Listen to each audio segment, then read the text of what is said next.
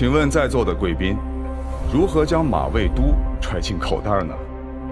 首先，下载我们这款大师软件，根据语音提示扫描鉴定物，资料会上传到云端。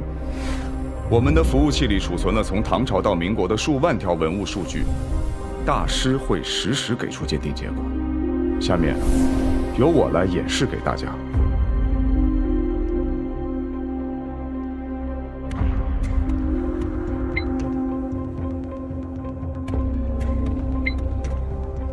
赝品、真品、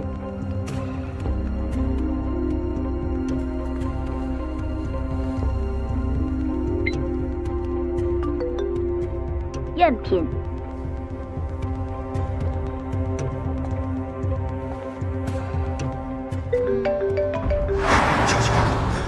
救救我！救救我女儿！救救我女儿！大夫！大夫！他还在那儿干呢。啊，他们领导已经同意他离职了，现在手里的案子结了，就会放他走。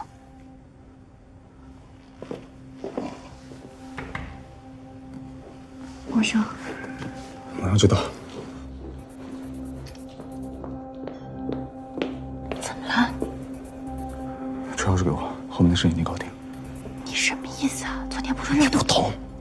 车钥匙给我。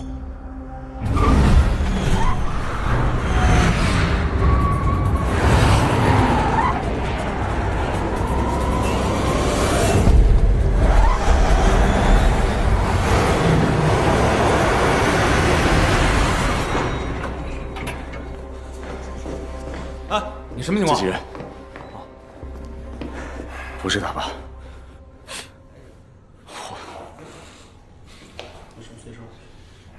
人呢？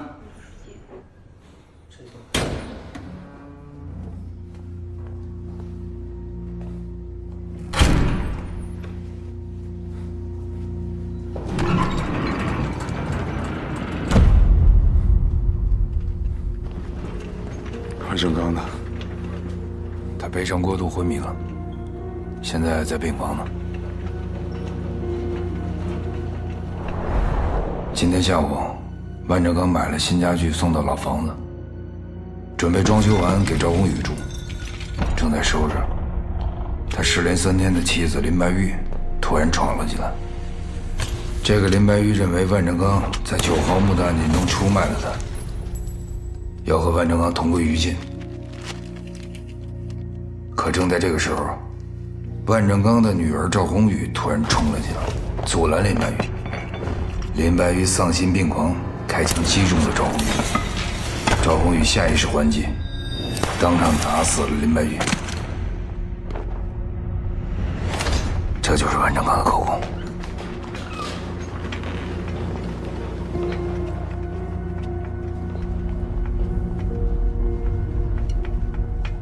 下周那顿饭，你买单。必须的。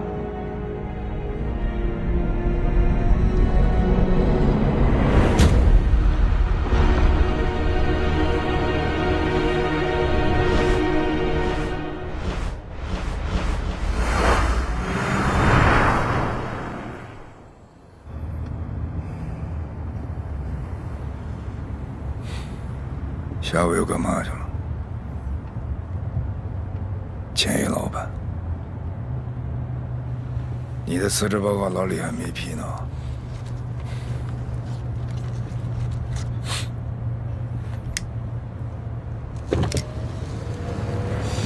如果下次是你去的话，宏宇就不会死。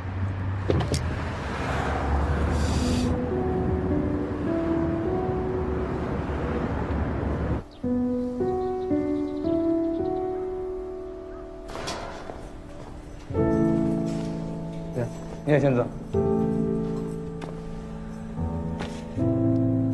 之前赵宏宇啊，就有多起打架斗殴、寻衅滋事的前科。我们会派一名民警监督他在社区改造的生活，每周他必须向派出所报到2回。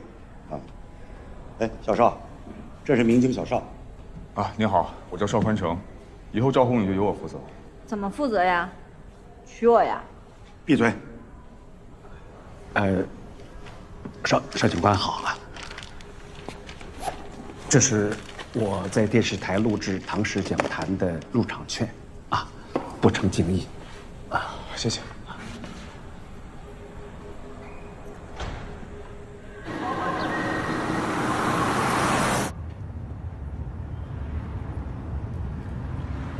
有话说，有批放。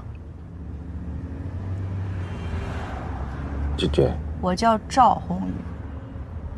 宏宇，其实这些年我一直在找你们，直到今天我才知道你们搬到了那么远的地方。警察找到我，告诉我你妈因为抑郁症自杀了。找我们干嘛？欠你钱吗？我们是父女，这是不争的事实，而且我对你有义务啊。你跟电视台主持人乱搞的时候，还记得你有个女儿吗？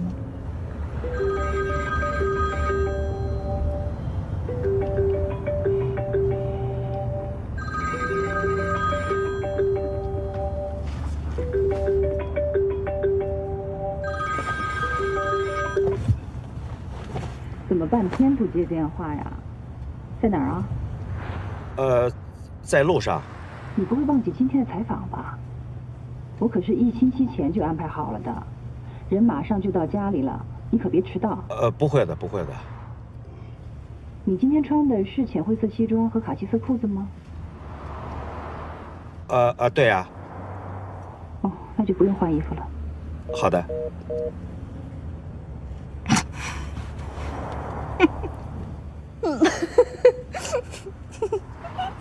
笑什么？是不是我不跟你回去就得去坐牢啊？当然不是。如果你想回自己家，我可以送你。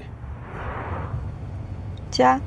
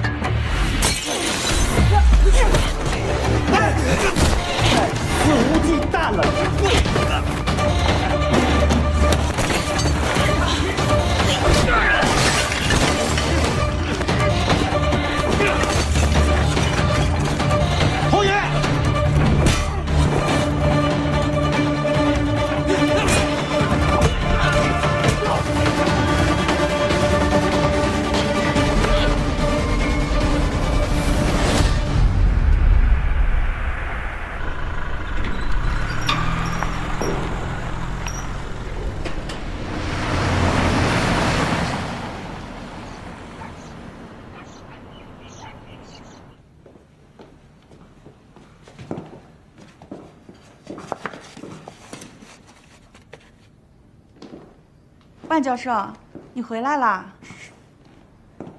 老万，你怎么才回来呀？大家都等你半天了。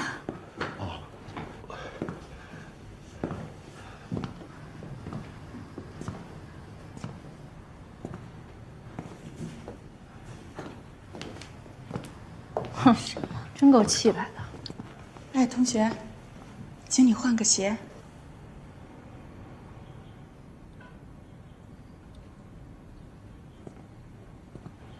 不太方便，要不然你替我换。老万，这位是？啊，我的一个远房亲戚。对，我是他远房的亲生女儿。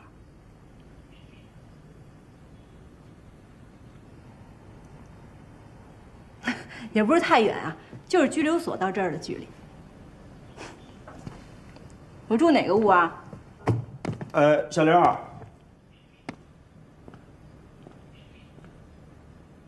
这件事你是怎么想的？谁自诩自己做的事儿最稳妥了？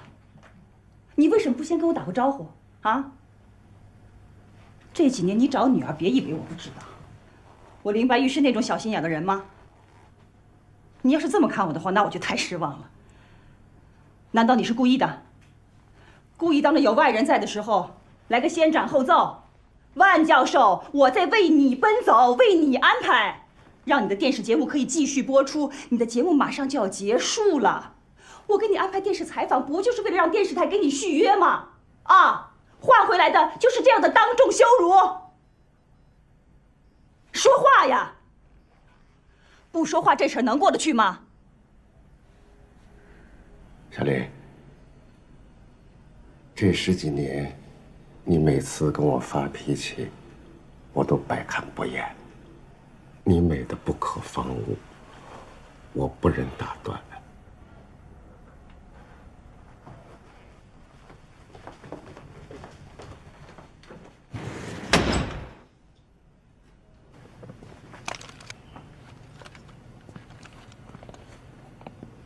小新，那可是真家伙。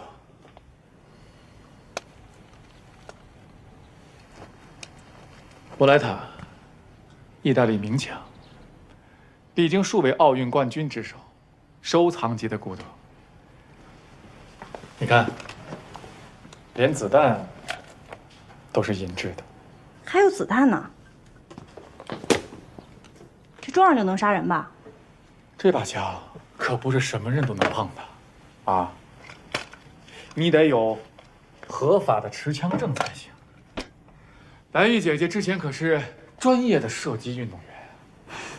大叔，你紧张什么？这又没警察。哈哈，守法可是每个公民都应该做到的。还没请教，您是哪位？那你又是谁啊？不好意思，林涛。林涛，到。为什么那么主动为赵宏宇安排工作？我就是想送万正刚一个人情，好让他以后帮我的忙。咱们随意吧，啊。人还没到齐吧？小刘吃过了。不是，我是说孩子，不等孩子了。我们没要孩子，从未打算要。我不喜欢小孩。这点你们俩倒是挺像的。谁能保证每一个孩子都是天使呢？我以前做社会新闻工作的时候，见过太多这样的例子，什么孩子染上吸毒之类的恶习，天，简直是一个家庭的灾难。万教授认为，教育可以塑造人，可我认为，一个人的优劣大都是来自于基因。那以后你们的财产，谁来继承？不是我们，是我。你看，这一切，都是我辛辛苦苦、勤勤奋奋工作得来的。这世上，没有不劳而获。关于怎么养活自己，就不用你来教我了。可惜了，我的工作呀，被你老公搞黄了。我说的工作，可不是穿着短裙在男人面前晃来晃去。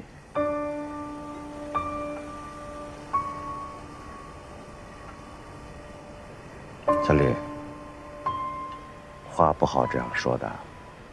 你不穿短裙，不也才几年而已吗？我想起来了，我的那个秘书啊，最近正在休产假。你，就是你，你敢不敢到我的公司去上班呢？你们公司敢不敢让员工穿短裙啊？我们都是跟艺术品打交道的，这个我们很自由。来，林总，我敬你。好啊，敬你，来敬啊！好，谢谢你，谢谢你啊！谢谢。好，谢谢，谢谢。9号墓，想拉他入伙，但9号墓买卖太大了，只有外国买家才吃得下，所以中间人只能收办正岗。小林，你这胆子也太大了，这叫犯罪，你知道不知道啊？我原来做过法制节目，法律的事情我比你懂。林涛就是让你介绍几个外国朋友给他认识认识，至于他们怎么合作，我们不参与，我们不知道。你这叫自欺欺人。你知道这么多年我从来不沾古玩生意，因为这池子水太浑，出淤泥而不染是我的毕生追求。介绍费，他愿意出这个数。我是做学问的，钱对我来说不重要。那钱对赵宏宇重不重要啊？我之所以同意他住在这儿，是因为我知道你觉得欠女儿的，可这是我家，当他是敌人还是客人，取决于你哦。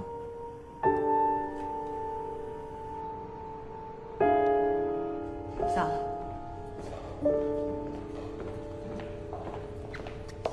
早上好。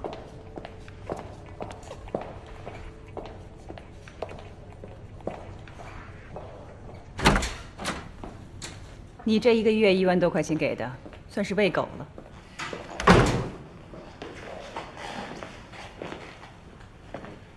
他现在嘴硬，那是因为他还没有意识到女儿究竟对他有多重要。你犯了一个很严重的错误。搞定他，不靠他女儿，得靠我。我想让他哭他就哭，我想让他笑他就笑。他还以为他是自己想哭，自己想笑。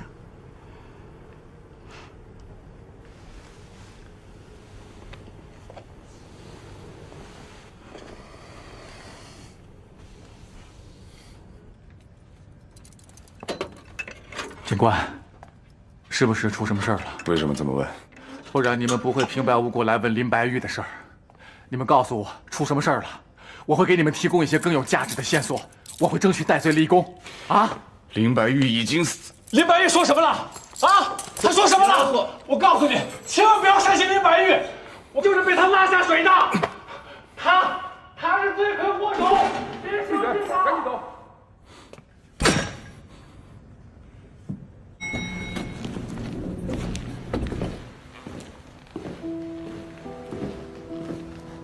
投资方很认可我们的产品，但是对你的表现非常不满。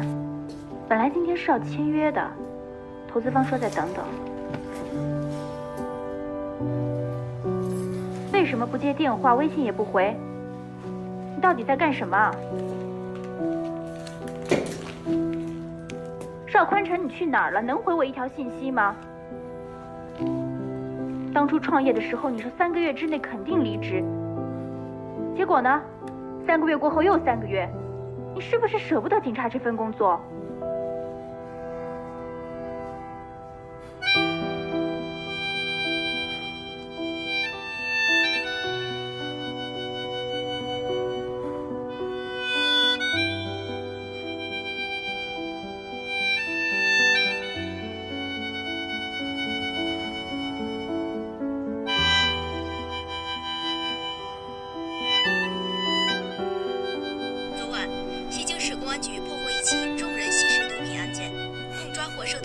？23名，缴获毒品325克，娱乐城老板已被警方控制，案件正在进一步调查中。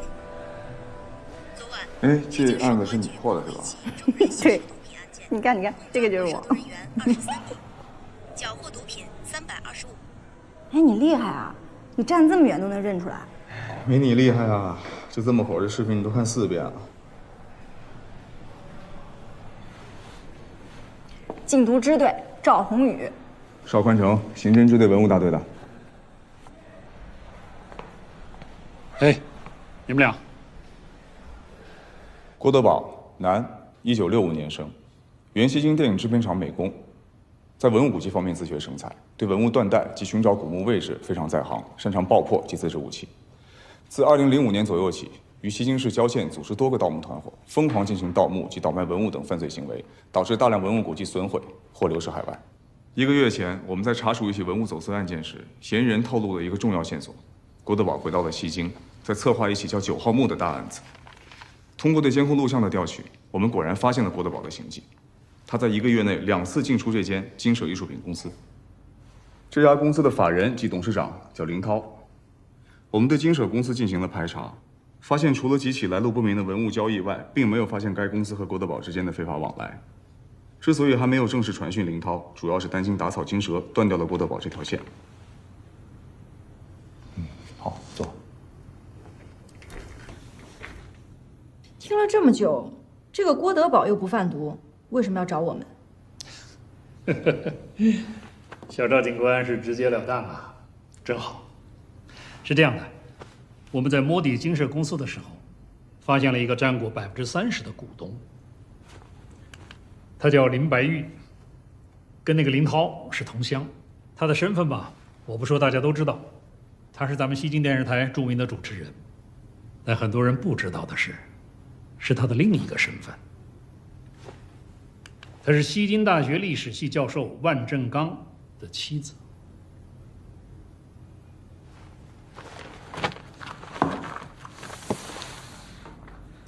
这是李队长做的行动方案，你看看。你也可以坦诚地谈谈你的想法。你要是不愿意，领导们是绝不会勉强你的。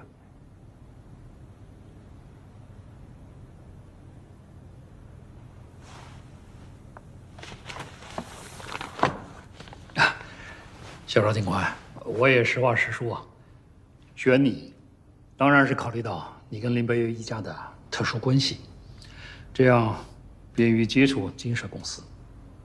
红宇，有什么困难你就说。在座的领导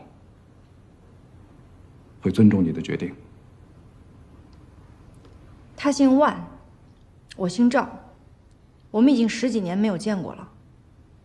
李队长，你凭什么认为万正刚会认我这个女儿呢？这个问题我可以回答吗？说。这本《谁在收藏中国》是万教授编写的。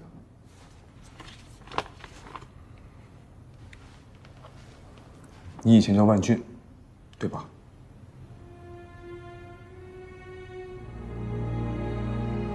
在1000年以后的今天，我们反观唐代，无疑有2个女人最为知名。一个是把李唐皇帝赶下台并取而代之的武则天，一个是让李唐王朝彻底走向衰败的杨玉环。而站在这2个最具传奇性女人之间的，就是挽救并延续了武氏一族显赫地位的，并为自己选择了继承人的武惠妃。当时，唐玄宗本想立武氏为后，结果竟遭满朝文武公开反对。最终，唐玄宗不得不被迫选择妥协，昭告天下，册立武氏为惠妃。皇帝宣布，惠妃为后宫之主，宫中所有待遇等同皇后，实为无冕之后。而后来乱唐的杨贵妃却因诗人、戏剧家、文学家的传唱千古留名，武惠妃则被摆到了正史的边缘，几乎被人遗忘，竟然连墓冢都无人问津。中国的历史基本上就是一部男人的历史，但女人是男人的影子和镜子。纹身行吗？所以女人也是中国历史的影子和镜子，许多事因女人而发生，因女人而结果，因女人而真相洞悉，因女人而扑朔迷离。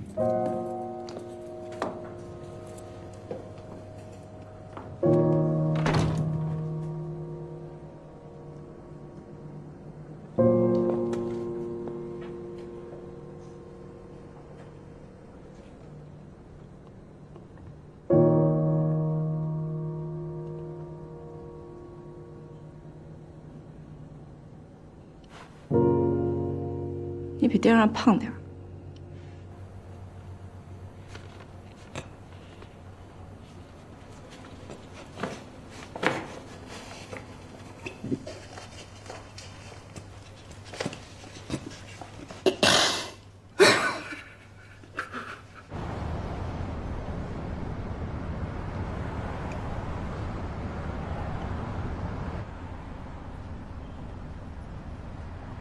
为什么您要我送呢？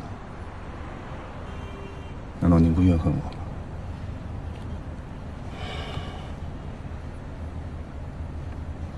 恨。不过，我想了解一下红玉的另一面。他只是这一面。其实，我算不上了解红玉，我很惭愧。我们的搭档也不是很默契，但是我坚信，红玉是我见过的最优秀的警察。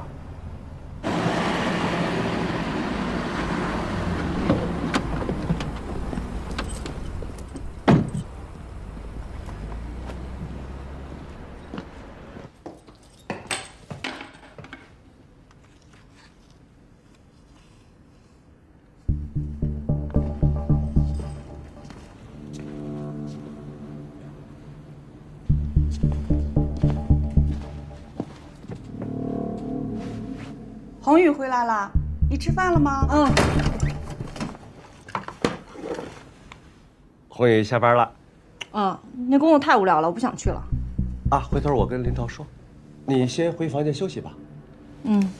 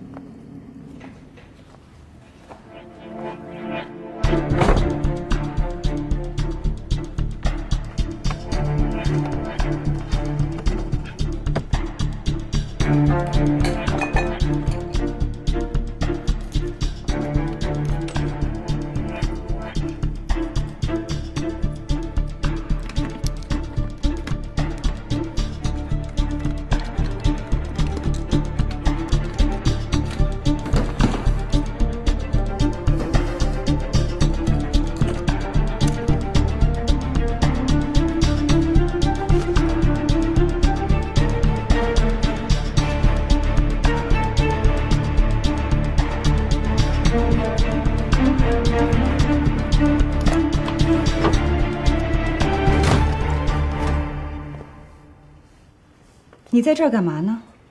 打火机没气了。你认为万教授会有打火机吗？我可没你了解他。他有吗？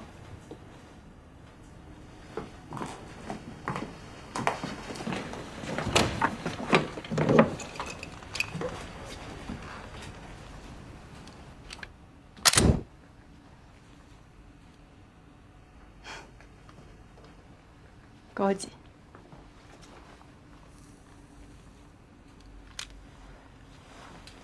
小刘说你们家不准抽烟，到底有没有这规矩啊？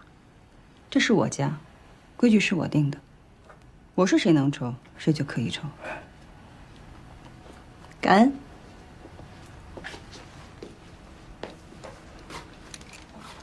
你老公呢？他今天有课，一早就出门了。他临出发前让我转告你，今天别忘记去派出所找邵警官。哟，我把这事儿给忘了。谢谢万太太，不打扰了。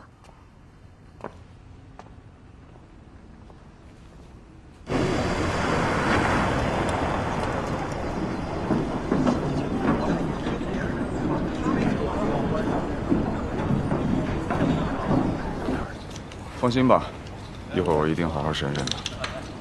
好，随时联络，再见。你说我是不是史上最高调卧底，跑到派出所送情报？这点子谁想的？得请他吃个饭。高，太高了你！昨天电话林白玉给我打的，他看到你在万振刚的书房里鬼鬼祟祟的，怀疑你偷东西。他怀疑我偷东西，说明彻底相信我是小混混，这有什么问题吗？你到底想干嘛呀？你不会怀疑万振刚吧？万振刚是林涛公司的顾问，这点你不会不知道吧？他有大量的海外关系，其中就有不少做大宗交易的雇佣商人，所以会不会存在这样一条犯罪链？就整个9号墓的案件都是由林涛出资郭德宝盗墓，万振刚负责销赃的。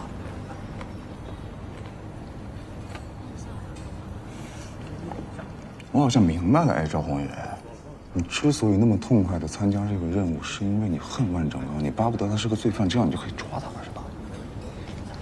我并不知道万振刚是什么人，我只知道我是一名警察，我不会放过任何一个有嫌疑的人。你还知道你是？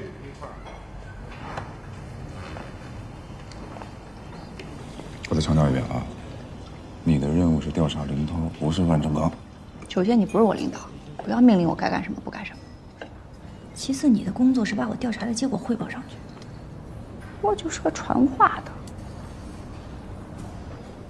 的。另外，确实找到证据了。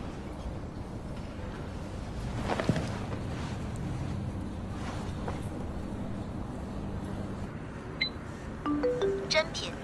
那初步检测唐朝的宫廷物件，更具体的要交给专家了。哎，这就对了。之前盗墓集团盗的几座陪葬墓都是唐朝的，这就说明万振刚和这盗墓集团肯定有关联。我说咱这脑回路能不能别那么大呀？不是每一件唐朝文物都和9号墓有关的。这件肯定有。你看，这个人昨天来找万振刚的时候就鬼鬼祟祟，连看都不敢看我。就这啊？你教我怎么查？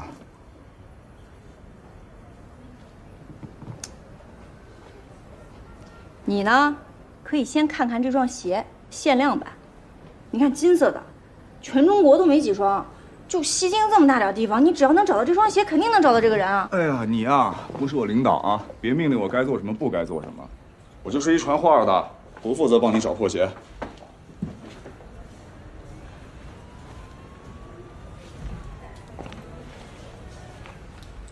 把玉镯给我吧，我得回去了。这东西要进一步检测，如果是出土文物，必须上缴国家。那等案子结束之后再说，我现在得把这拿回去。哎，别呀！你不混混吗？就当你偷的，多合理。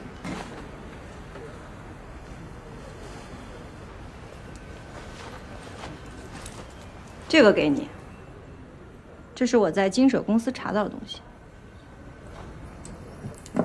哎，赵宏宇，赵宏宇，你别，赵宏宇。邵警官，别误会啊，我太太不太了解情况。这件东西呢，是我祖上传下来的，本应该就属于红玉，不算偷，不算偷。邵警官，我可以走了吗？那个注意言行举止啊，走吧。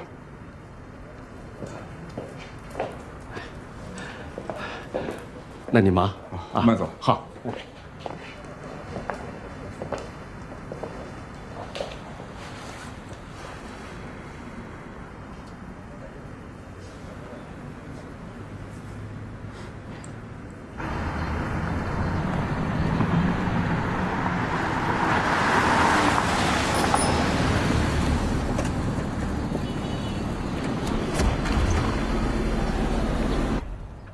来这干嘛？咱们回自己家看看。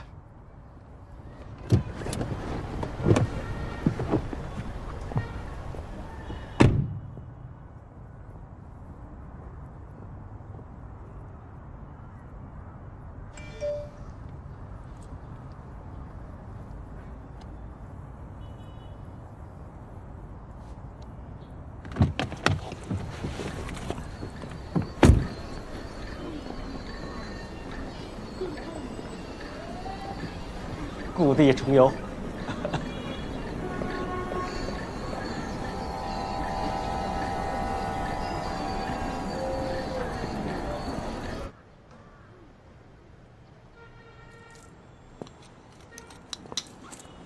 坐吧，很干净的。我经常一个人过来写点东西，有点生活在别处的感觉。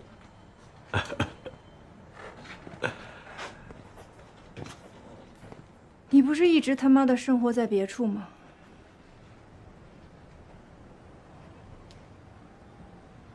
别打我，别打我呀！你打他，打他！哎，你打他！啊！俊俊，数过20下啊，不许赖皮啊！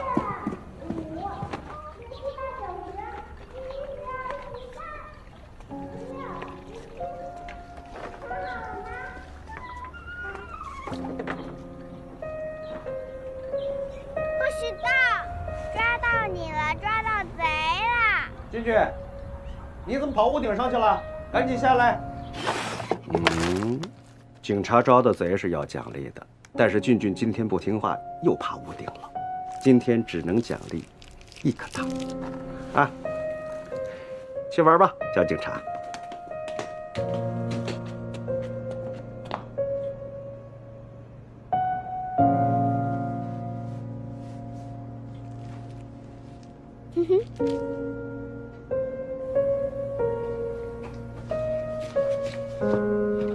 俊俊，我妈姓赵，我叫赵红宇。红宇，我知道你心里怨我，甚至恨我，我对不起你们母女俩。可是这些年我真的一直在找你们。有一次，我已经找到你们家了，想见见你，可是你妈跟我只说了一个字：滚。第2天你们就搬家了。都是我妈的错。啊不，我知道我不是个称职的父亲，对你妈妈来说我是个坏丈夫。可是我当初和林白玉的关系真不像你们想象的那么不堪。我是个读书人，我最大的快乐就是把我的所思所想、研究发现一个字一个字的写下来。写到高兴的时候，我恨不得喊出来、叫出来，甚至跳起来。仿佛那个时刻我就是古人，我是皇帝，我是诗人，我是酷吏，我是战士，我都多么希望你妈妈跟我分享着大唐盛世、千古诗篇。可是每当我给你妈读的时候，你妈不是中途睡着了，就是让我小点声，怕把你吵醒了。可是林白玉，当我第一次读给她听的时候，她哭了。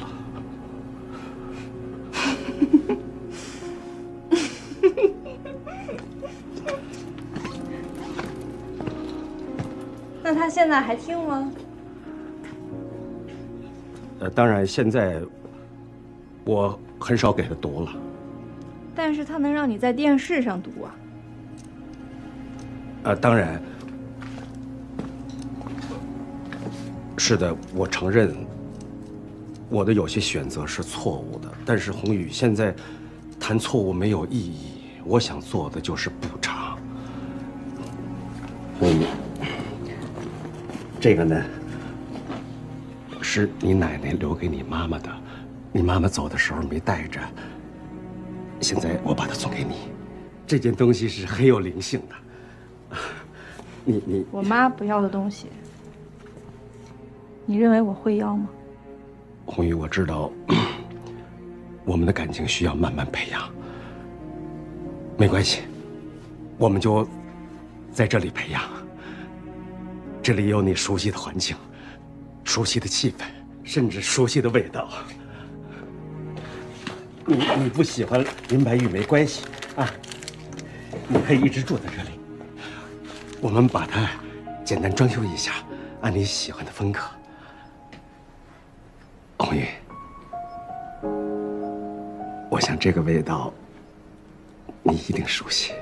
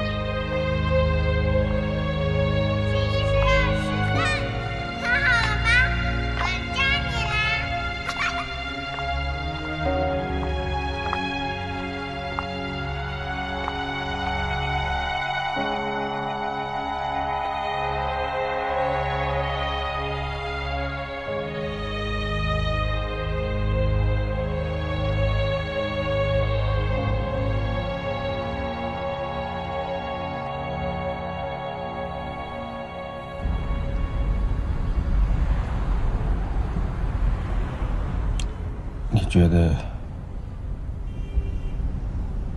红宇恨我吗？我想，他希望能恨你。带着我的想念，飞过了地平线，我的笑脸还一如从前。上一个切我哥的人现在躺在医院里。万教授又怎么你了？李队他们呢？不是跟你说一会儿有抓捕行动吗？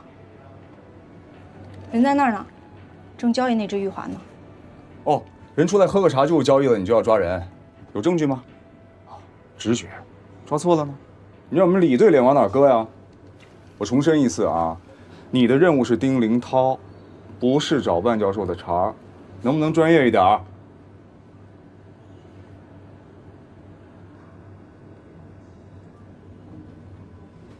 行，我跟这儿盯着，你回去上班去。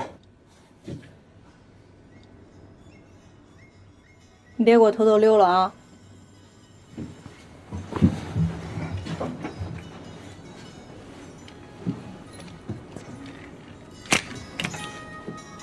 装个样子啊！不错。沧海笑，滔滔两岸潮。浮沉随浪几今朝，苍天笑，纷纷世上潮。谁负谁，身处天知晓。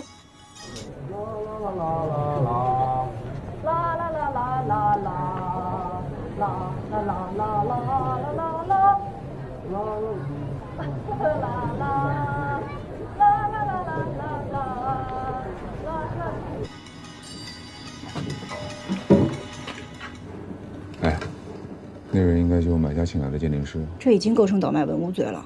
1级文物的话，5年以上10年以下，说的没错吧？你倒什么都知道啊？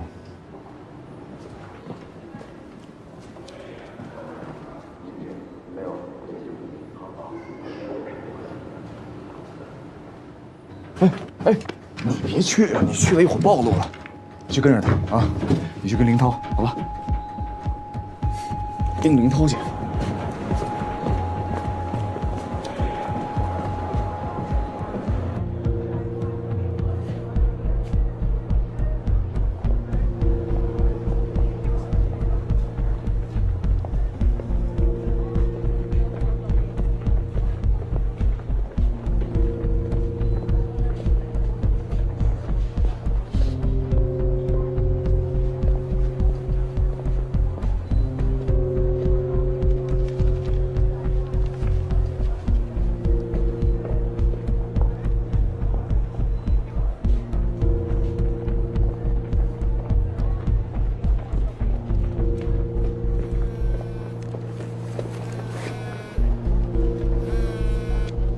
喂，啊，我很快了啊，你先拖一下。你怎么每次都这样啊？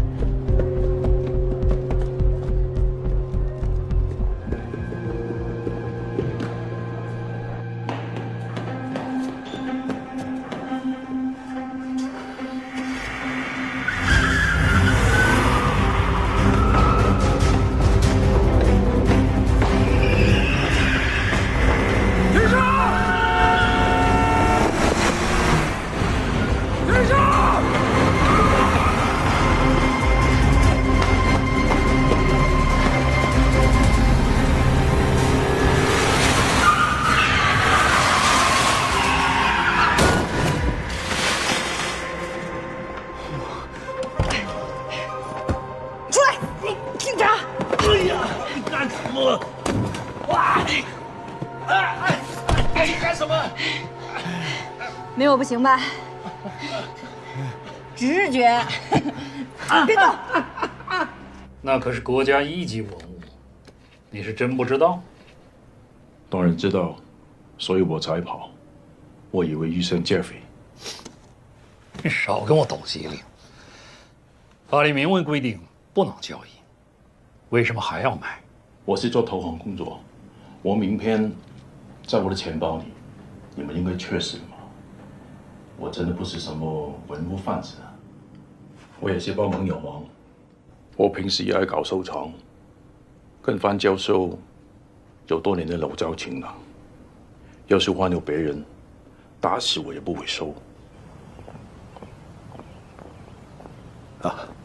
二位请留步。现在台里一切都看收视率。我们会好好做真人秀的，不枉费万教授把时段让出来。你好好干，坚持下去。这些年台里越来越留不住人了，有能耐的都走了。没关系，我还年轻，扛得住。慢走啊！好。说吧，他多少钱卖给你？没有钱。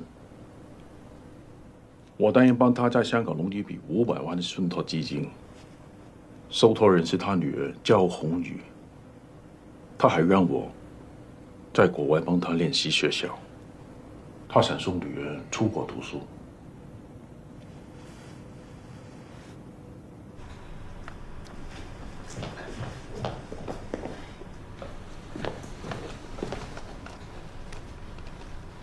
小丽，你干嘛？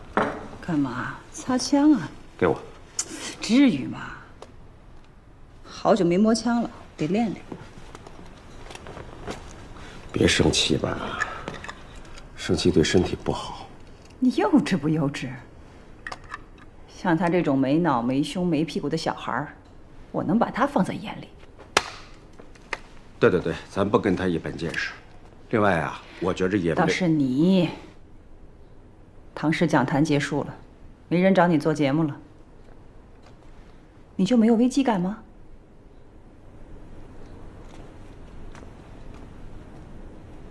他是大学教授，社会名流，一辈子的干干净净，现在要上电视，真红的了。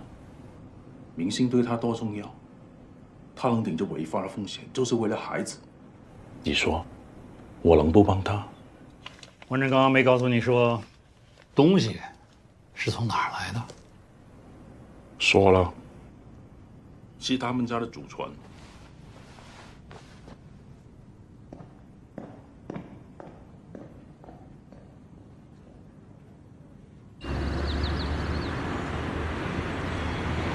走。好。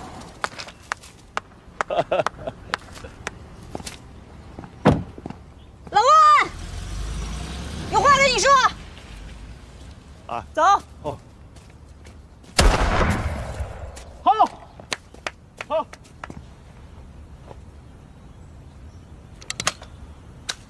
万教授，我准备走了。什么？搬走。为什么？去老房子住只是我的一个建议。如果你愿意，可以一直在这里住下去。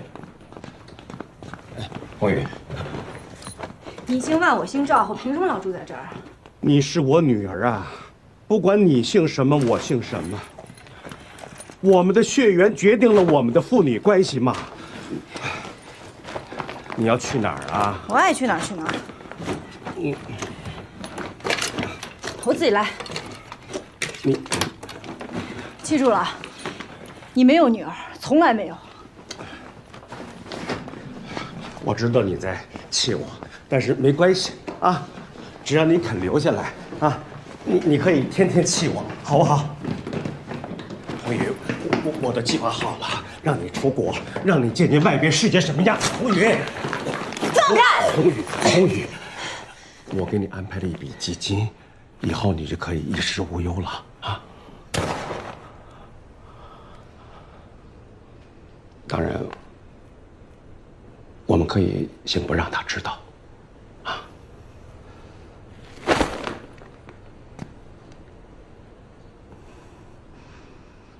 他和林涛偷情。你放屁！西京酒店2508号房，你可以去查是不是林涛长期包房。林白玉也放屁！警察出入。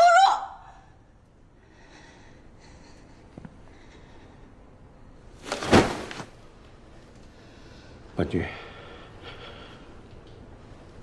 我怎么做才能停止你对我的报复？你就这么想彻底的摧毁我？好，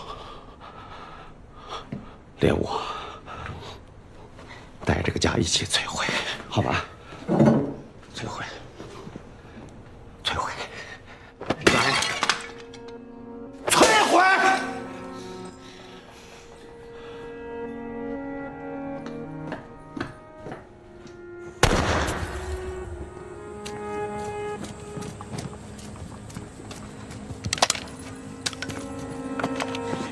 婊子，你要再敢背他头人，我肯定弄死你！你找死呢！口气不小。你妈不是我的对手，你更不是。蠢货！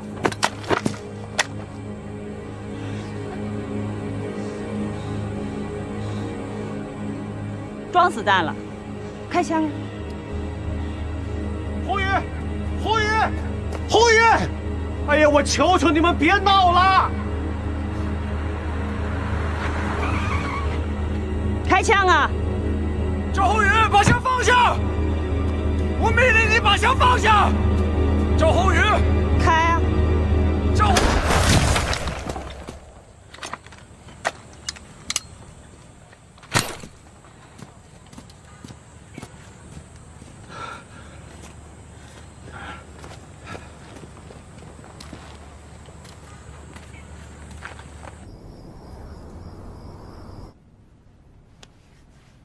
前几天是撬锁，今天是开枪，过几天是不是要杀人了？我是因为给你面子，对他已经很客气了，可我也是有底线的啊。对，是得有底线。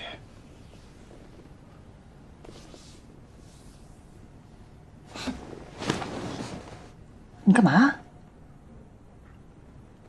你告诉林涛，我愿意跟他合作。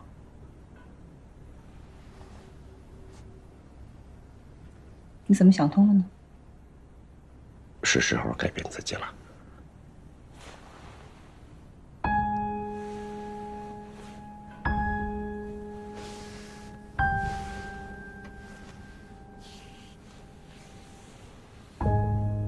我愿意合作。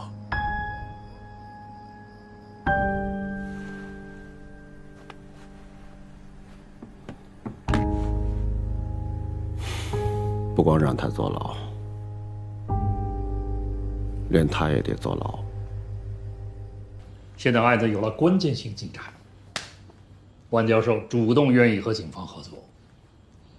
为什么呢？真实原因不太清楚。据他自己讲，他不希望他妻子因为在金氏有股份而沾上犯罪的边儿，他想保护她，怕她受人诱骗。既然你们有了万教授，应该就不需要我了吧？我就准备归队了。得等林涛归案，你才算真正完成任务，对吧？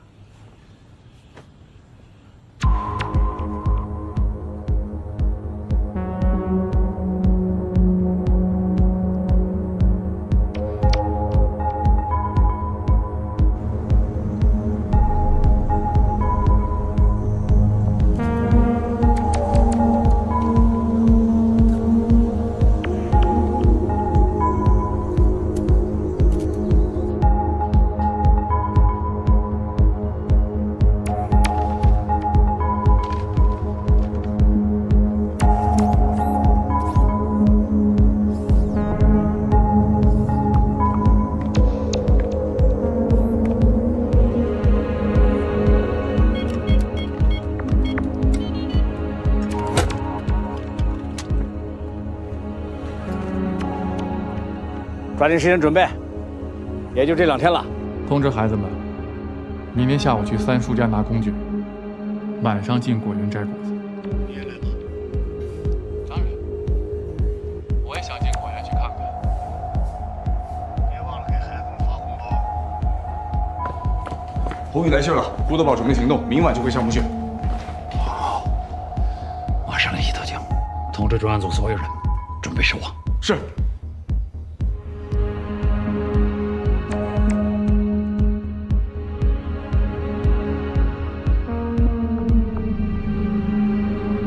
好，有布啊，万教授，买家的事儿就拜托了。顺利。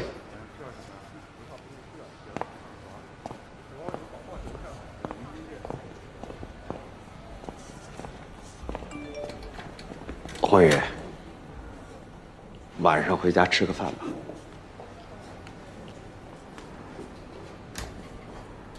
约了朋友。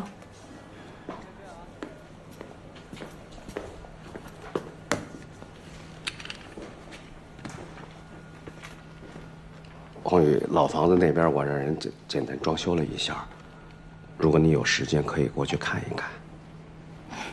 是啊，你那边我也回不去了。啊不，如果你同意，我愿意搬过去跟你一起住。以后再说吧，你先回去吧。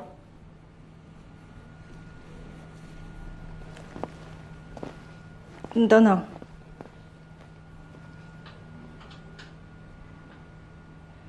帮我换张床，以前那小了，睡不下。好的，好的，好的。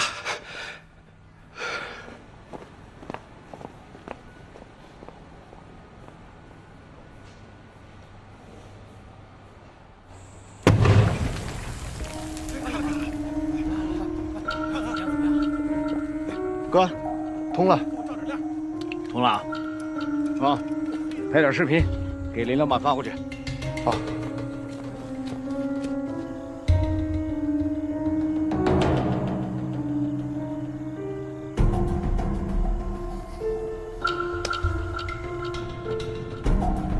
看这样子，魏府的事情基本上成熟了，可以动手了。好。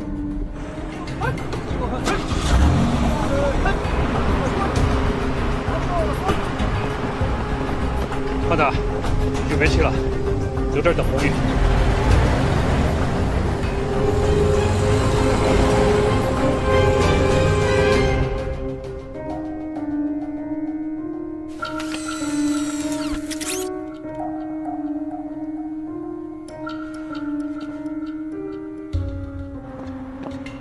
收到了吗？我现在马上过去。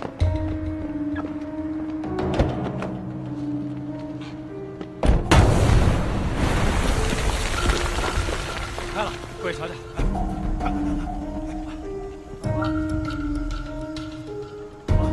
刘厅长，我出去接一下林老板，您把洞口清一下。好，来。你在。被通知了，领导已经在路上。这样子，郭德宝就能有空收到钱了。通知部队，立即行动。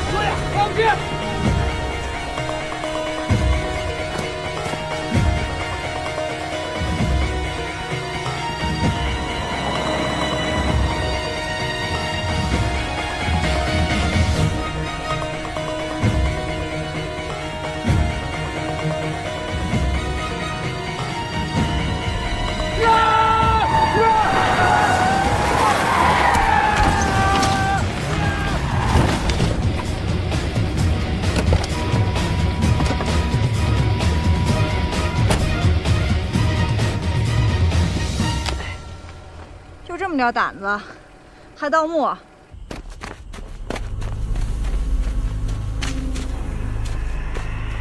你就沿着这条路一直走，加点速，应该能赶上我们收队。我发位置给你啊。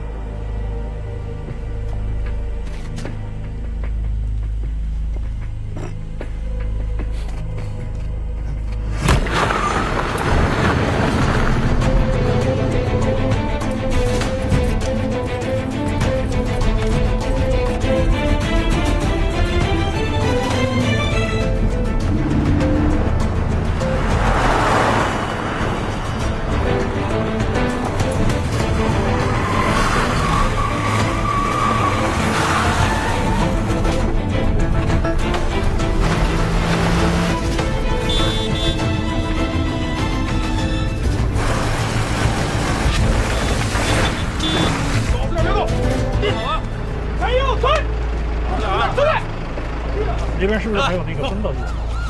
有点啊，下午没有，那底下空气不好。李队，下面肯定是有老板啊。没发现郭德宝。什么？不好了！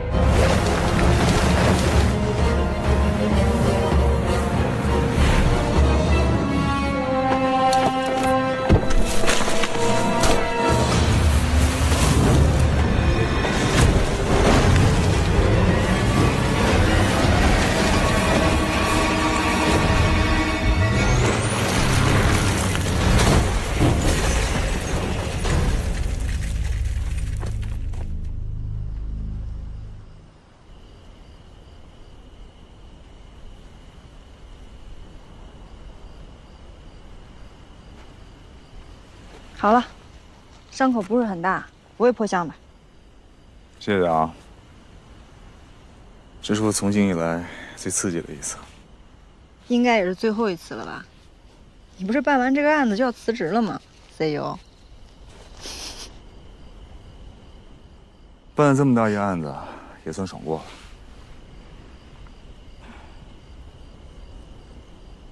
为什么不当警察了？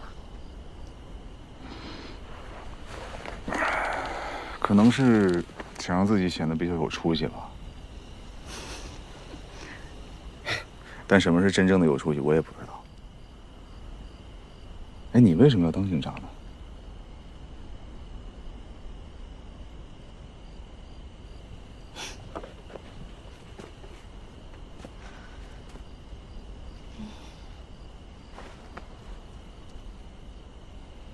吃糖吗？小淘气，有日子没吃过这个了。你请我吃糖，我请你喝酒。行，正好呢，接受任务2个月，咱们庆祝一下。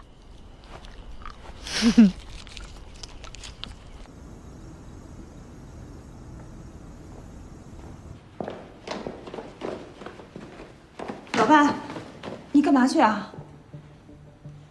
帮警察一个忙。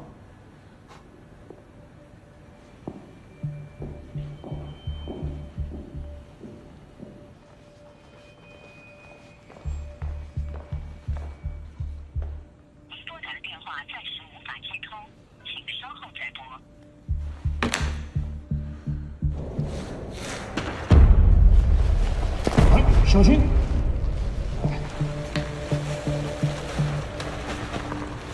好，留神脚下半截手啊！这边。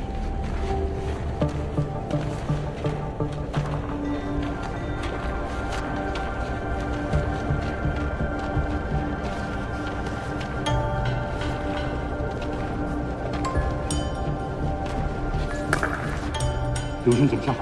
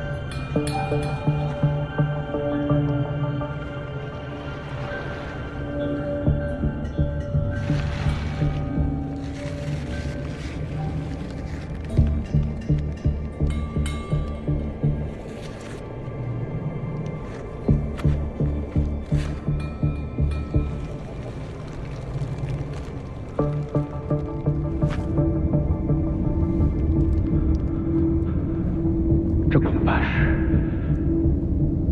武会废的禁令。沧海一声响，浩洋暗潮，诸神随浪起今朝，苍天响，本是长潮。谁生出天之上？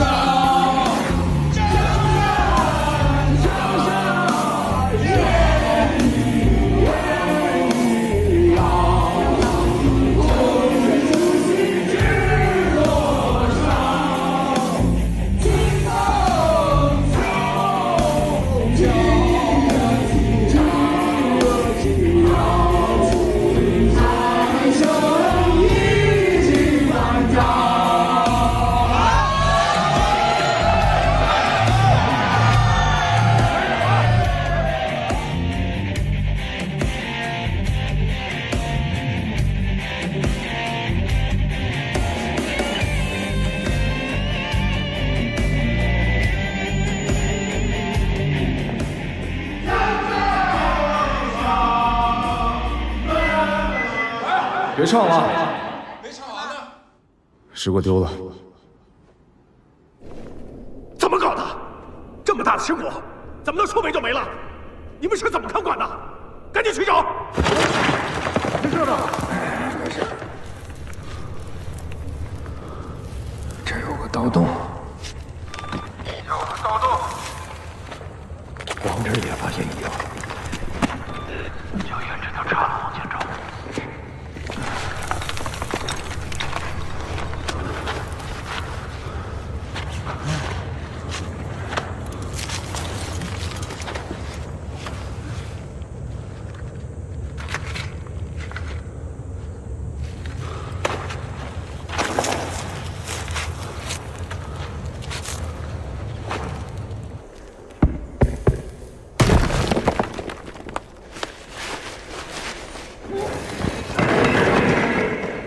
找得到洞出口了。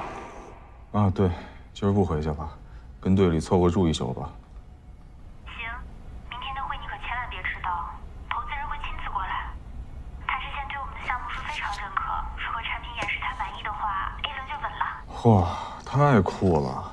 那咱们离发达就差一步了哈。要我去单位接你吗？好啊，那个不用来接我了，我明儿自个儿过去。放心吧，一定不迟到啊。好，明天穿蓝色那套西装哦。嗯。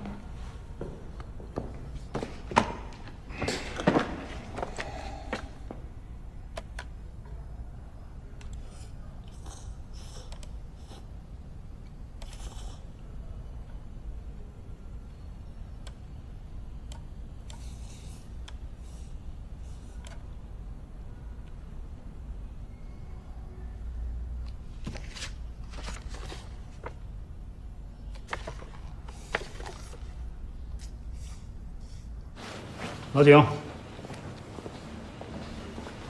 哎，头，现在水果不见了，是不是应该派人去调查一下万教授？理由呢？林涛和郭德宝已经落网，林白玉也失联了。万教授是9号墓关系圈里唯一有能力也有嫌疑盗取水果的人。更重要的是，他是进过墓穴的。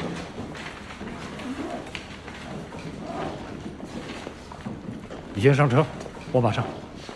什么意思啊？有道理。下午你去万教授家排查一下。哎，头，我下午真有事儿，而且你不是说这案子一破我就那什么了吗？你觉得现在这案子算是破了吗？李队，我有什么能帮得上的忙吗？王宇，这次真是多亏你了，我这就正式通知你，你的任务结束，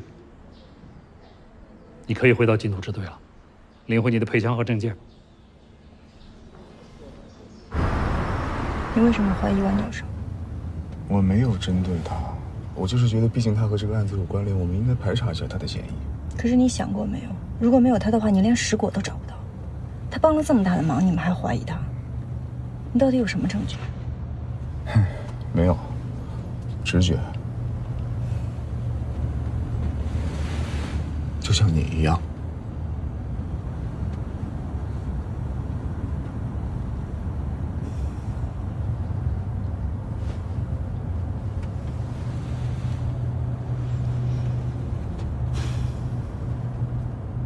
师傅，前面靠边停一下。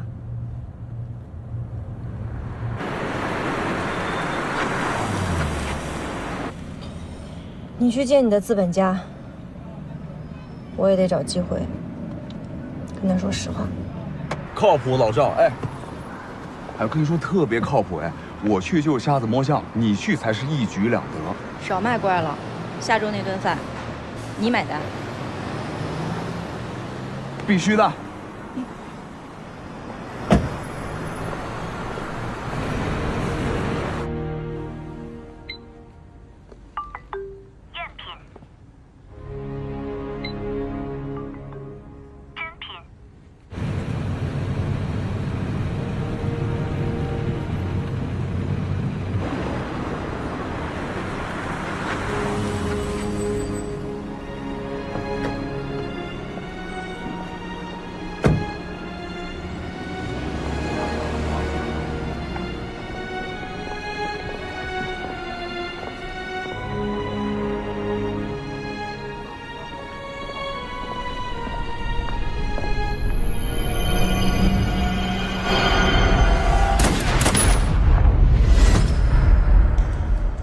小邵，尸检已经完成了，我觉得你还是亲自过来一趟比较好。这是在赵宏宇食道里发现的一颗没有完全融化的糖果，他的嘴里也有残留的糖分，也就是说，死者在死亡之前嘴里含着糖果。然后我们在他的袖子里发现了这张糖纸。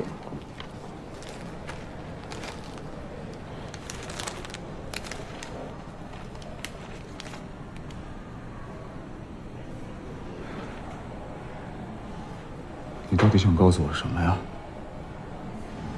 我没说话呀。哦，我是说赵宏宇，这张糖纸他一定是想告诉我什么。求求你们不要取消这最后一期节目的录制，好不好？求求你们，我的身体没有问题，真的，我求求你们。因为我有话要说，否则我会憋死的，我会崩溃的。子弹其实并没有给内脏造成致命伤害，赵宏宇的死因是失血过量。如果能早送到医院10分钟，或许还有希望。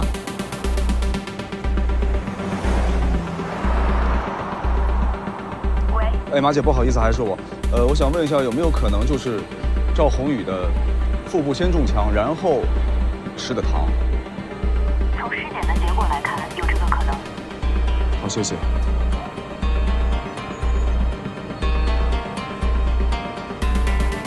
亲爱的，我今天有急事不过去了，帮我应付一下。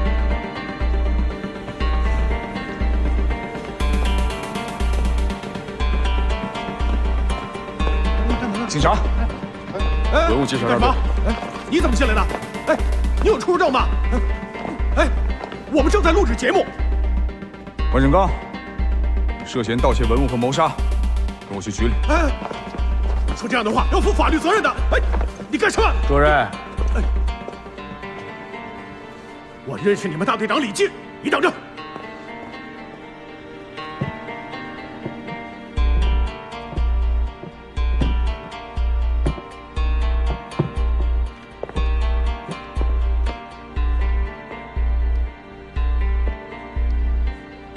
你说我涉嫌盗窃和谋杀，我偷了什么？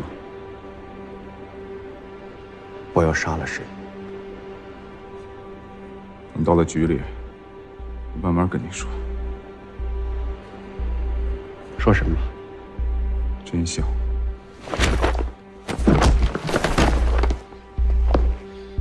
这个世界有真相吗？有！哎，别冲动，别冲动，别冲动，别冲动！拉住，拉住！万长，走，这儿交给我们处理，您先去休息，您先去休息。万长刚，哎，接你队长电话，快点！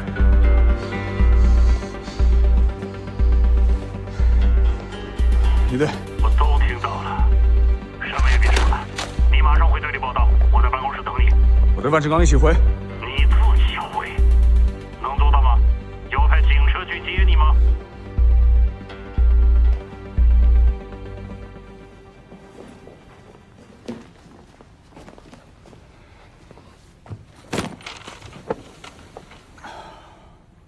对不起啊。邵宽成，你不觉得自己很可笑吗？当警察的时候，你想着创业的事，现在让你好好创业了，你又放不下警察的事。你告诉我，你到底是想当警察还是想创业？不想了，我现在什么都不想了。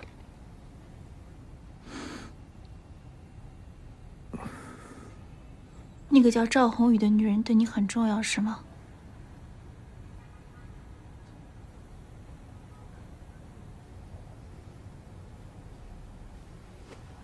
那天，本来去见万振刚的人应该是我，因为赵宏宇，你最担心的事情才没有发生。是他替我去死的，你说他对我重要吗？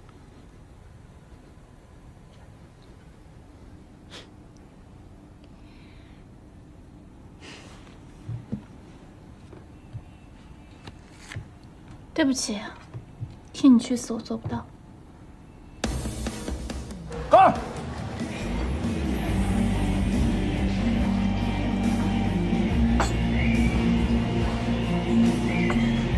哎，没你这样的啊，不喝了怎么？你请我吃糖，我请你喝酒。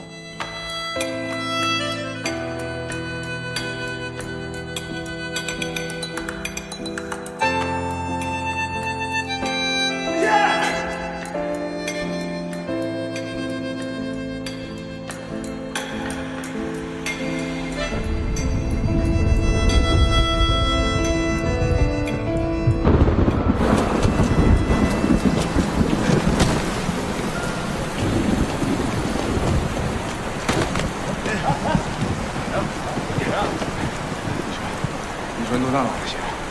你说什么？你穿多大码的鞋？那是穿多吗？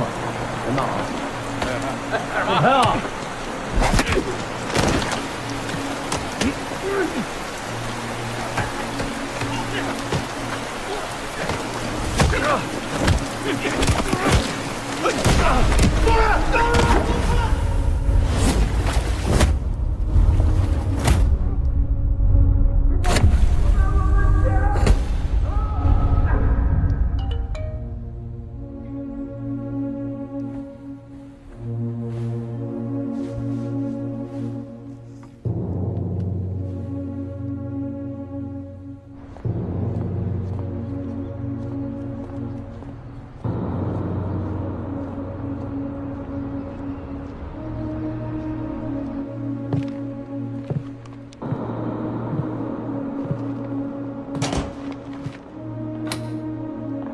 抓过很多盗墓贼，他们只拿死人的东西，他们从不杀人，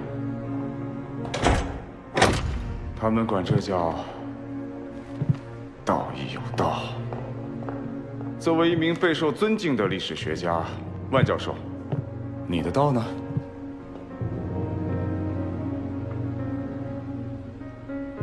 脸怎么了？让人揍了。揍我的就是这双鞋的主人，他的名字叫杨戬。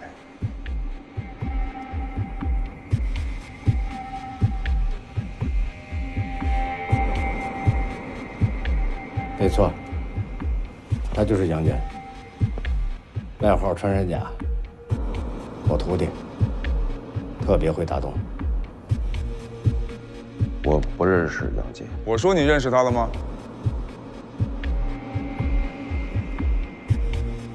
不过，就算你不承认也没关系，杨戬也一定会把你供出来。郭德宝，静灵的位置又不是只有他知道，我也知道。他能找万教授，我也能找。郭德宝那套已经过时了。现在都是啥时代了，对不对？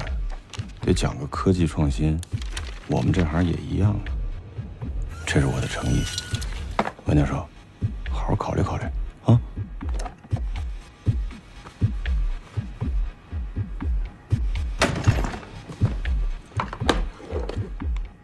红宇下班了。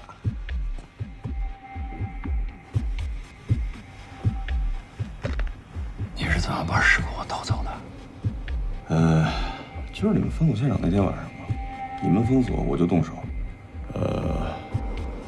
差不多12个小时吧，就挖到墓室了，然后切花了差不多10个小时，起重机一拽就出来了。你这么厉害，为什么不早下手啊？万教授说的，我愿意合作。万教授父爱感人呐。他会恨你吗？郭德宝肯定会。那你怎么办？反正我不想杀人。没人想杀人，但是你可以让他坐牢。不光他要坐牢，林涛也要坐牢。他说警察破案之后肯定会封锁现场，那时候才是最好的动手时机。我今天再请你去公安局，你应该不会再撞我了吧？好，让我录完节目，我有话要说。我最想听你说的是，红宇是谁杀的？林白玉。真的吗？千真万确。你还是跟我走吧。真是林白玉开的枪！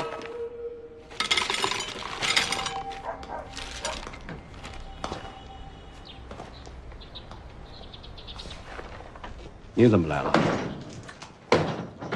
你就这么不愿意见到我呀？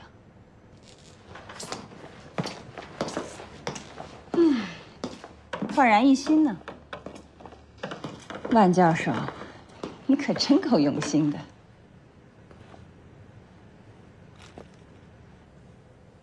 你不是跑了吗？我为什么要跑？我不过是因为家庭生活压力过大，自己出去放松几天而已。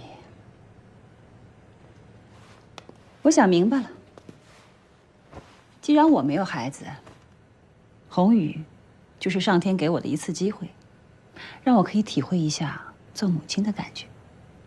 宏宇或许是我们可以重新开始的契机，你觉得呢？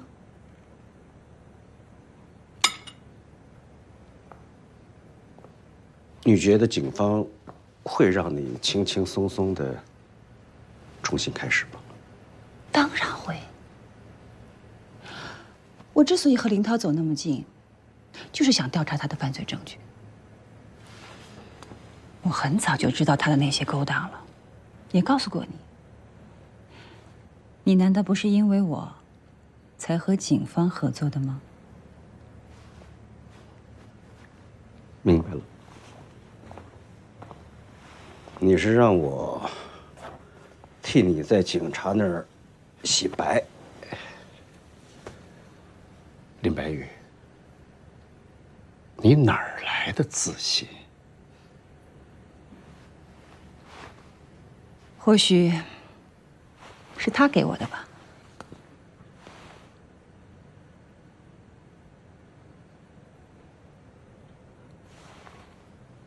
你可能忘了，我除了是你老婆，还是你的制作人、经纪人。你的账户也是我在打理。你当然不知道，你是做学问的人，钱对你不重要。我给你普及一个常识吧，你和我的卡都是关联的，你的每一笔转账都会通过信息提示我。石果被盗的消息传得满天飞，我分析不出来跟这笔转账有没有关系，但警察可以。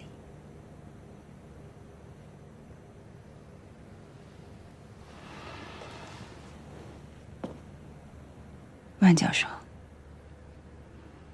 你做了什么不重要，重要的是我又看到了当年的那个你。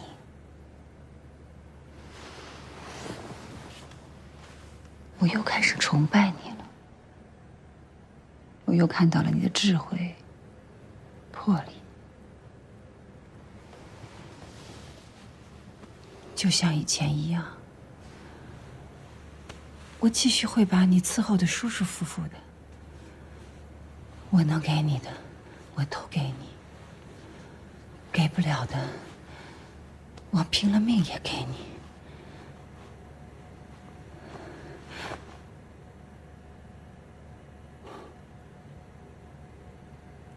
你这是在搞促销吗？走过路过，不要错过。真他妈恶心！恶心？你他妈才恶心呢！万正刚，这么多年你吃我、用我、睡我，白吃了白睡了，这不要脸的老王八蛋！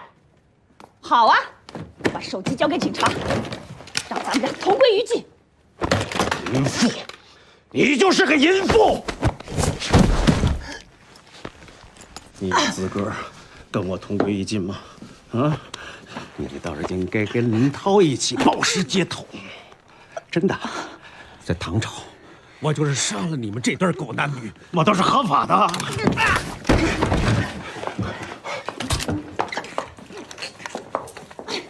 杀了你！淫妇变成了悍妇了。李白玉，放下枪，我是警察。后羿，然后呢？我口供不是说了吗？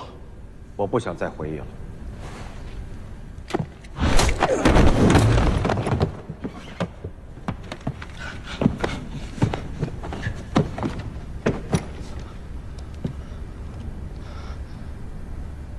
请不要伤害我的脸，我要录制节目，请保证我的形象。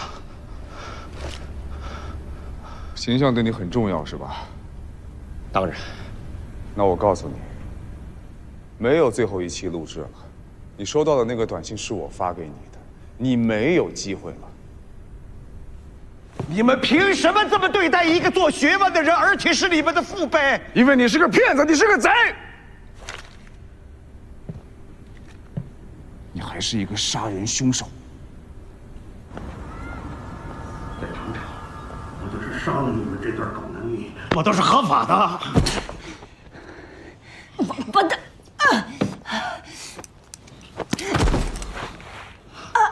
你用口水催我算什么本事？这些年，我一直用心在催你。你个人性之恶的结合体，我就骗你。没错，我收了买家的佣金，我让人偷了石果，我让你们俩求财不得，我气死你们这对狗男女！妈的，杀了你！淫妇变成了悍妇了。放下！我是警察。后援！后援！后援！后援！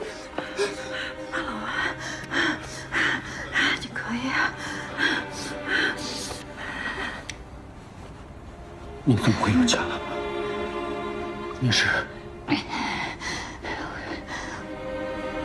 我是警察，去自首吧，去自首吧。你是警察？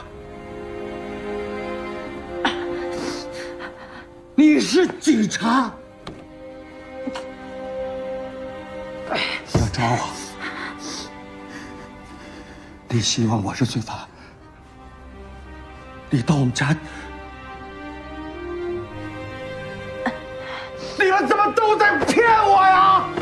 啊！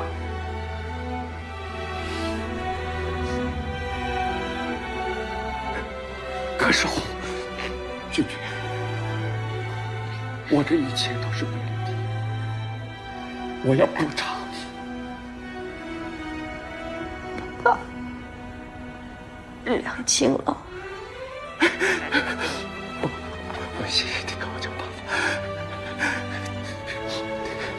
别抓我好不好？爸爸现在一无所有了，就剩下这点尊严和形象，好不好？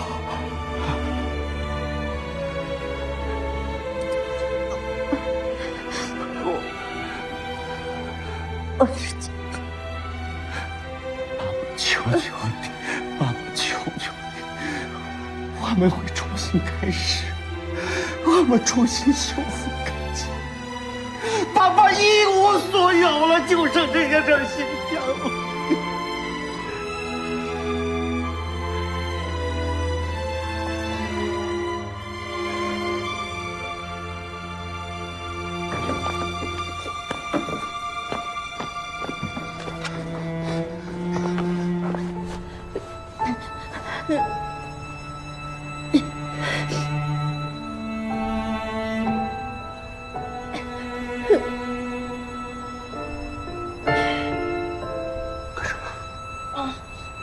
报警！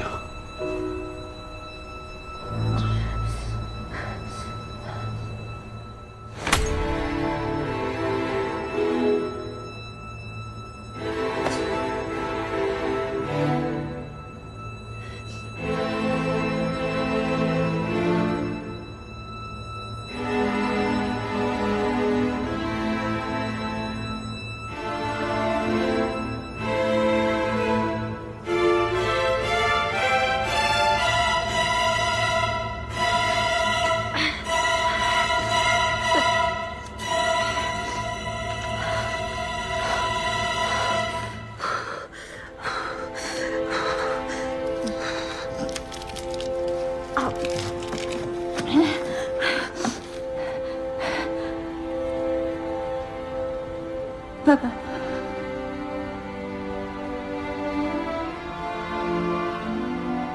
爸爸，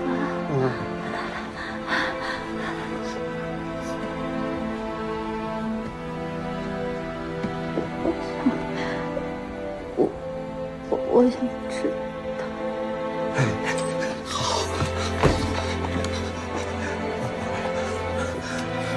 老百姓来知道我的亲戚，来知道。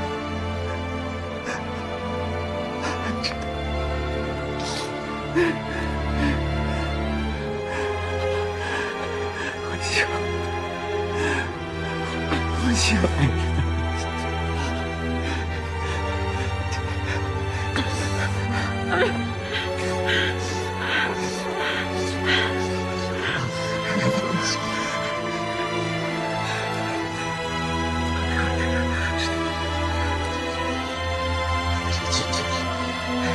亲亲。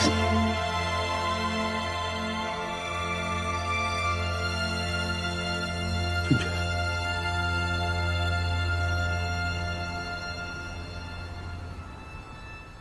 救救我女儿！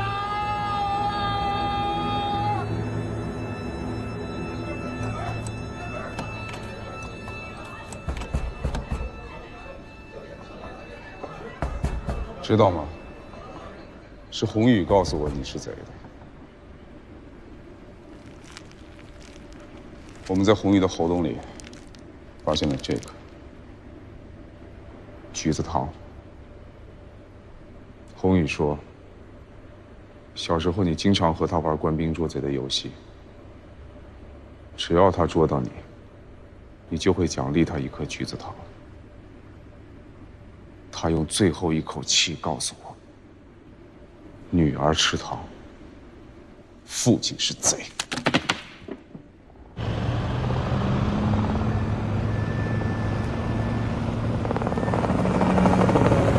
这里是西京市公安局，立即靠边停车，放弃抵抗。立即靠边停车，放弃抵抗。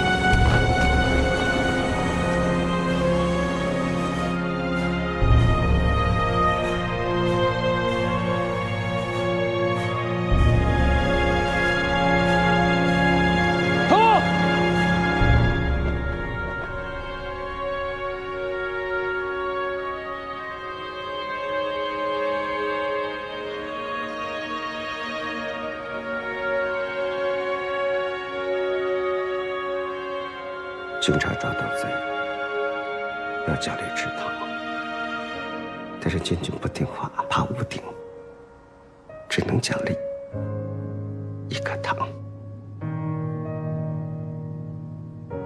警察抓到贼，要奖励吃糖，但是君君不听话，爬屋顶，只能奖励一颗糖。警察抓到贼，要奖励吃糖，君君不听话，爬屋顶，只能奖励一颗糖。因为小时候和爸爸玩的游戏想当警察，当了警察又和爸爸一起联手破了案。你们父女俩这个缘分啊，应该有一个完美结局。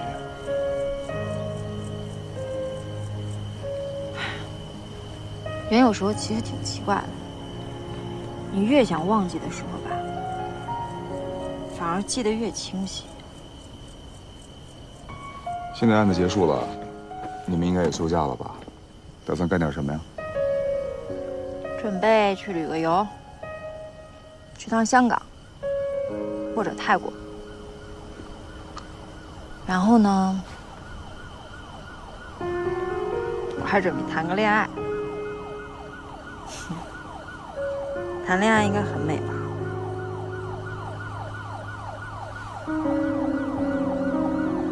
是挺美的。哎，对了，我想起来有一个又能吃饭又能蹦迪的地方。又能吃饭又能蹦迪，那饭不洒身上。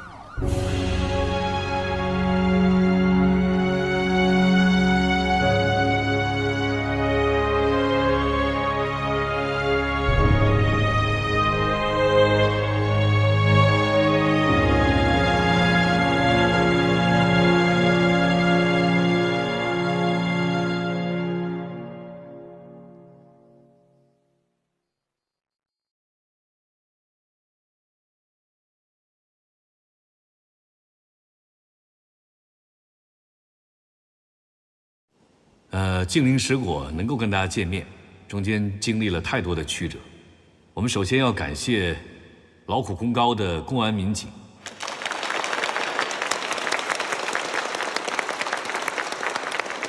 请问这尊石果值多少钱？谢谢。国家文物法规定，所有新出土的文物，所有宋代以前的文物，均不能进入市场交易。我们更关心的还是这件中国国宝到底值多少钱。如果有人为它献出了生命，一个人的生命应该值多少钱？如果是你的亲人、你的兄弟姐妹为这件文物献出了宝贵的生命，请问，你应该给他估多少钱？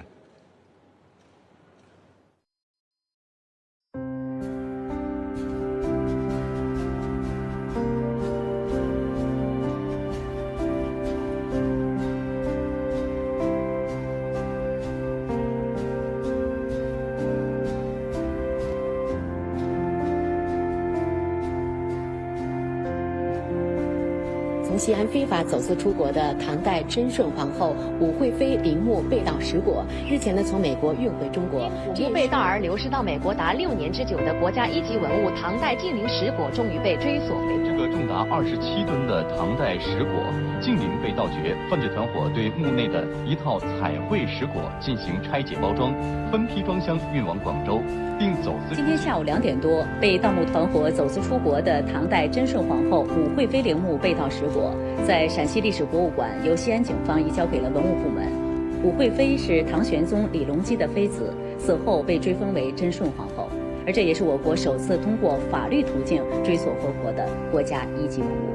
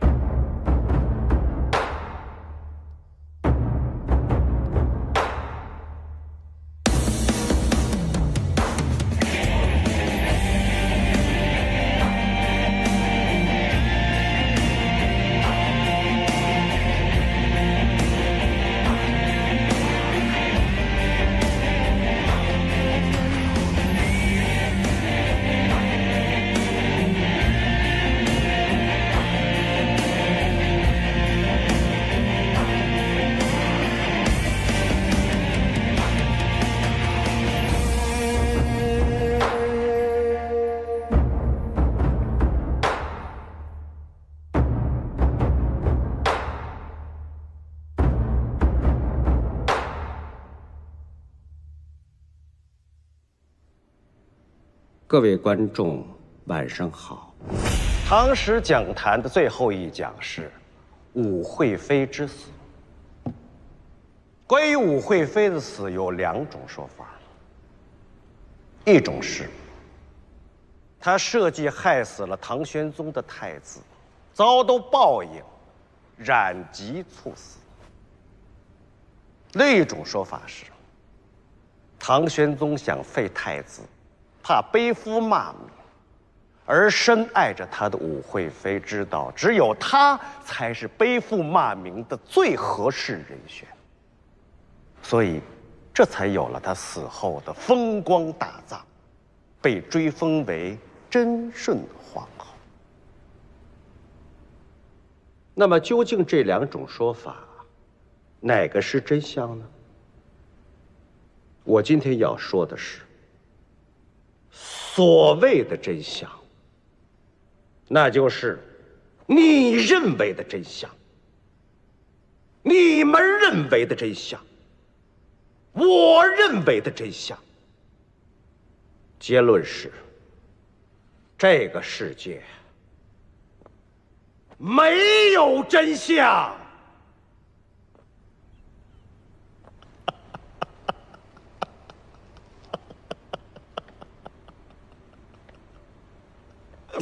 没有真相，